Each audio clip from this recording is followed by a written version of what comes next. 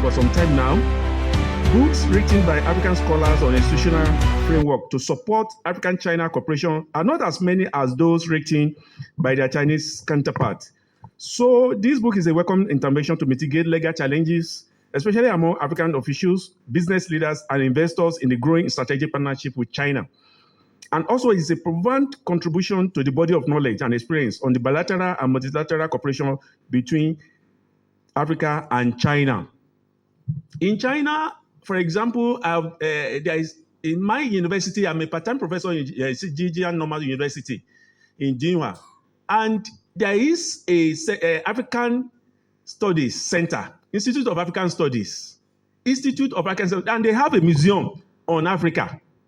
And here, I don't know when I have visited the museum in Abuja, or maybe I know where the museum is located in Abuja, or So this is very, very important for us because they take it very, very serious, and they have written about Africa, our cooperation, China-Africa cooperation, very well. Readers will grasp its import in the book's introduction as regards China as a rule-based country, which has a robust legal institutions based on a long-standing history and ancient civilizations that dates back to over 5,000 years, running from the imperial codes to the contemporary law. Though the author admitted that the book is not a technical detail of substantive and procedural law in both regions, but it is an introductory review of legal systems of China and a few African countries.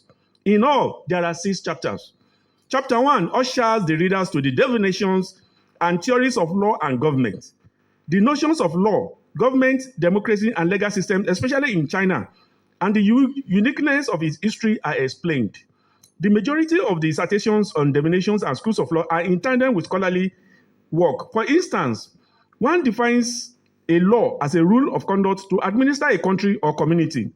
Law represents a moral character of a state, and therefore each country, including Nigeria, must be guided by its historical and existential realities.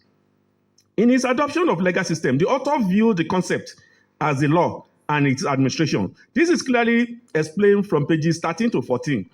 I agree with him in asserting that history is about everything, including legal system. As China has its revolutionary background with a mixed practice of common law, civil law, and socialist with Chinese characteristics, Africa has its colonial history with a mixture of colonial law, common law of the British, and the civil law of the French. In chapter 2, readers are taken through the prospect of China-Africa legal cooperation and how it can support future trade and economic cooperation. The existing multilateral platforms like the FOCAC, like BRI, the Belt and Road Initiatives, the BRICS, AFTA, and some free trade areas are where legal learnings and exchanges are important. The author took us on a long historical journey towards understanding how China and Africa started their legal cooperation in 1955. For instance, both China and Africa cooperated and supported each other in the United Nations General Assembly, and also during the liberation struggles against invasion and colonialism. And now, through the One China principle, both regions have fostered socio-cultural and economic cooperation, as well as other aspects of human endeavors based on equality, justice, and non-interference. In all of these, legal diplomacy and programs were at work. Various instruments of legal framework guided trade, investment, and other wide range of transactional activities. There have been peaceful resolution of conflict through mediation, ADR, alternative dispute resolution, arbitration, and conciliation. Further legal cooperation, especially on convergence, funding, research, training of judges and judicial officers, and sharing of best practices are what Africa can pursue or learn from the Chinese experience. A lot of information is in the chapter on where people involved in China-Africa cooperation can seek legal redress, either in Africa or in China. Chapter 3 takes a review of the Chinese legal system. It explores the historical foundations and philosophical underpinnings of the Chinese legal system. The historical experience began in the struggles for national renewal by a long chain of monarchical feudalists to the struggle against imperialists, and of the communists against nationalists and bureaucratic capitalists in the 20th century. In short, personal ethics and moralities espoused by philosophical thought of Confucianism, Buddhism, and Taoism, as well as Marxism and Leninism, and a deep tradition of codification are at the heart of the contemporary law and law-based governance system in China. Matters such as dispute resolution, moral persuasion, compromise, and repentance are guided by socialism with Chinese characteristics. Quoting the author on page 91, socialist law became the founding principle of China's legal system under the Socialist Constitution of 1954 to 1957. Today, the Chinese legal system under President Xi Jinping is a combination of the above with some element of European continental common law and civil law.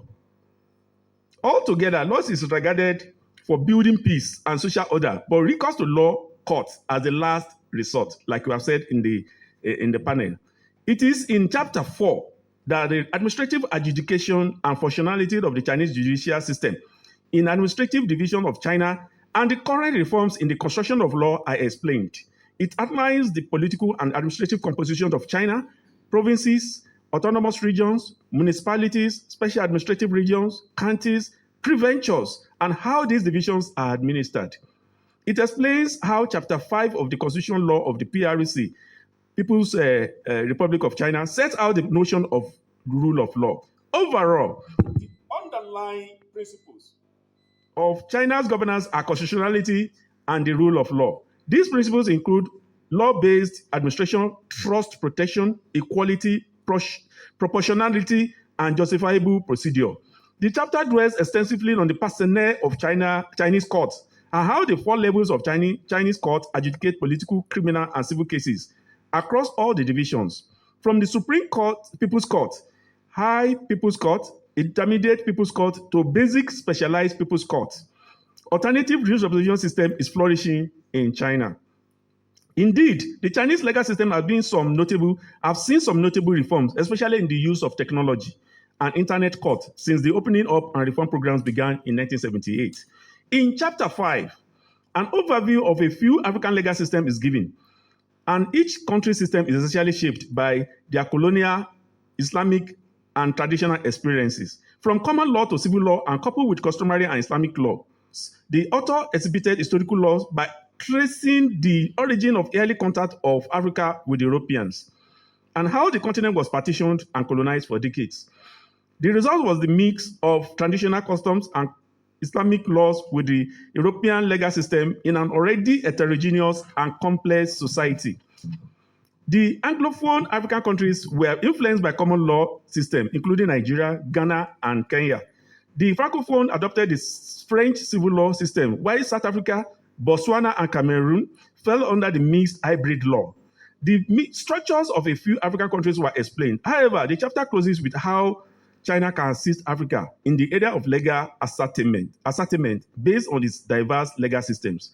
Lastly, it is in chapter 6 that the commonalities and differences that exist between the Chinese and African legal systems are discussed.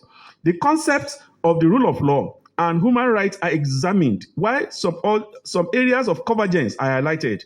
Of particular mentions are the China's adversarial system, guiding cases, the procurator and the adjudicative committee versus the inquisitorial systems, judicial president, attorney general, public prosecutor, and the judicial. Mr. John Azu, I am a judiciary reporter for one of the newspaper companies, and I'm also the author of this book and the convener of the judicial interact with taking place Chinese lawyers. I was nominated by the embassy to participate in some of the conferences which Chinese instituted to cooperate with African lawyers. In that conference, there were lawyers from South Africa, from Tanzania, Ghana, Kenya, and all that. And I didn't see Nigerian lawyers. So I was asking why. They said that's why they want me to come there, and then subsequently Nigerian lawyers would also be part of it, because some of the trainings they were offering there still revolves around the normal issues around legal practice, like copyright infringement, labor rights issues, land dispute, contractual matters. So I don't see why Nigerians cannot leverage on that opportunity to also learn to understand the judicial and legal practice in other climes, especially in the context of the Asian system.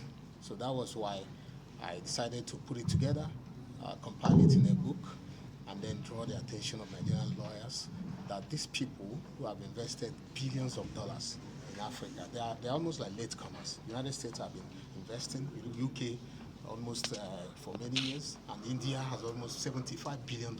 China is coming in now, and they cannot put in the money without a legal framework that will, undergird whatever investment they put in. You are aware of the recent dispute where they seized some assets of Nigeria, and recently they've even settled for like $20 million. So these are some of the things they wouldn't like to drag so long in the courts over some of these issues. Or there are mining license breaches, or there is investment breaches. So they want to resolve it through this cooperation, through this kind of understanding of the legal systems and the philosophies, and charting a way forward. So that's what the book is all about. These innovations and the courage to ride this wave. I would like to tell people that if you want to move your country or any business for that matter from one point to the other, the most important thing is strategy. And you can't develop a strategy, a good strategy, if you don't have proper understanding and data or information of where you are. It may surprise you to note that there's hardly any inch of this country that the Chinese don't know about. But we know so little. The only thing we see are the beautiful things coming to China, their strong GDP and efforts to eradicate poverty. But the place to start, if you want to be like them, is to study them. And I think this will fills a gap. Um, Writing a book on legal issues and comparing it in China and in Nigeria. And it's targeted at encouraging people to understand your environment even as you invest. It will benefit both countries. Chinese coming to Nigeria and Nigerians going to China to do business. And even at the level of government to government, at the level of sub-national government to sub-national government or territories in China, there is need for everybody to have proper understanding. I think that this book should signal the emergence of such other literature, whether it is in their geography, whether it is in the availability of raw materials, whether it is in their culture. All these things are important to want to take into their decision. Then even people should tell us more about China. They should Nigerian story should also go out there. And so for me, it's a novel initiative that I want to appreciate Barrister Nnamdi Highway, Dr. Laleko Batunde, Barrister Hamid Jibola Jimo, Mr. Liu of the Chinese Cultural Center, and Ambassador Yu Dunhai, the ambassador of the People's Republic of China in Nigeria. And I want to thank my colleagues, journalists who are here, and my neighbors who are also here. My pastor is here, Pastor Kolawole, and the wife.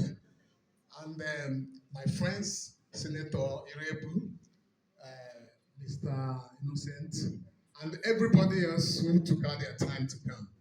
I want to appreciate you all. You've done noble. Most times when intellectual engagements are announced, it's always difficult for people to come. But the way you discuss things that are not so maybe so strict or so serious, you see people go there. But I really appreciate the unique patience you have exhibited in coming. I want to thank you, and I want to say that this has also given me a lot of encouragement that this effort was not in vain. I especially want to also thank my media platform, Daily Trust, because of the opportunity they gave me. Because while I was editing the judiciary pages, I also had that opportunity to do something by the side. So I want to appreciate that. I want to especially thank my wife, Mrs. Woodward John Azu, who has stood by me. And I also thank the reviewer who took out that time to specifically speak about her support. And I cannot say much how I feel. The member of the House of Representatives who has taken time out of his busy schedule to come, I want to really appreciate you. Words are not enough to say how I feel. I want to pray that as you go back, God will lead you back to your respective destinations, and that you will have need, to opportunities to expand your business, whether with China or other international horizons. Because this discussion here is our new horizons. So we have new horizons. You expand your businesses, you expand your interaction, your cooperation, and God will continue to enrich you as you go back to your destinations. I say thank you all. I'm very grateful. Thank you and thank you. 'Cause I am a champion. I am a champion. I have the heart of a lion. Congratulations, you found your way to a brighter future where you stay. But I'm still here, lost in yesterday. Congratulations, but I'm not okay.